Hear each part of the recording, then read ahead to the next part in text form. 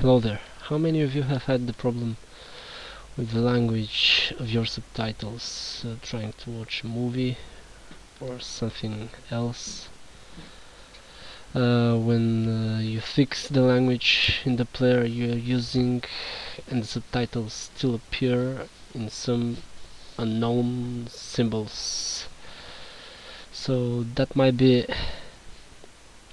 because of the Unicode settings in your system, and that is why fixing the language in the player itself won't work for you. So I'm going to show you what I need to do if that's the case.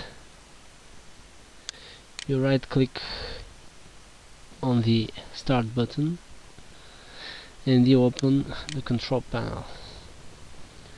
You find the region tab, click on it, go on the administrative tab and find here the language for non-unicode program settings, and the current language for your non-unicode programs should be the one you want to see in your subtitles.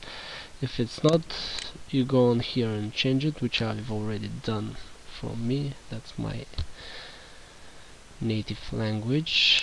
When you find the one you want, you click on it, select it, click on it, apply the changes, OK, and you should be prompted to reboot your system for the changes to take effect. And if that was the problem for you until now, I guarantee you this will work for you. Thanks for watching.